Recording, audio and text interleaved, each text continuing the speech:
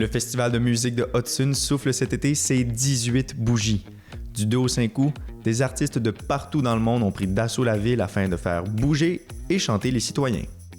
C'est quoi l'histoire du festival d'Hudson? On a lancé ça parce que c'est là, 18 ans. C'est ce qu'on fait, nous, dans la vie. On fait des festivals un peu partout dans le monde, un peu partout à Toronto et tout, et ici. Puis là, on a dit, OK, on va partir ça parce qu'il n'y avait pas. Il y avait le street fair, mais il n'y avait pas de musique. Vraiment, alors on a amplifié le street fair à l'époque pour mettre des stages un peu partout, des artistes un peu partout dans la rue. C'était gros à l'époque, là. Pourquoi c'est nécessaire dans une ville d'avoir un festival de musique? Bon, en fait, c'est touristique aussi. Ça amène, c'est un développement économique. Les gens viennent, ils vont au restaurant, ils s'habillent, après ça, ils viennent à la soirée, puis ils passent le week-end. Maintenant, on est à 4 jours, on a déjà été jusqu'à 9 jours.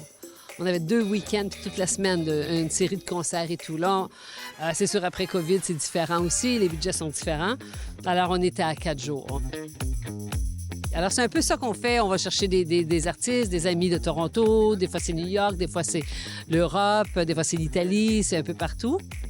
Alors, on a un petit festival intime, mais avec des grands artistes qui sont ici.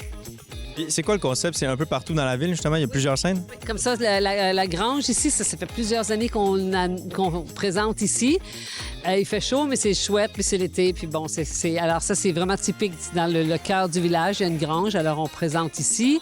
On présente aussi la scène extérieure dans le milieu du village. Et aussi, cette année, des fois, on va dans les églises, des fois, on va au communautaire. Mais là, cette année, on est au Hudson Creative Hub, l'autre petite église qui a été transformée en centre culturel. On a 2 concerts là, cette semaine. À quoi on peut s'attendre pour cette année? Bah, toujours des découvertes. C'est toujours des découvertes. Je veux dire, des fois, on a des artistes qui sont connus, mais c'est vraiment anglophone, le festival. Alors c'est pour ça qu'on peut aller dans l'international. L'année passée, on avait de l'italien qui chantait en italien, qui arrivait de Sicile.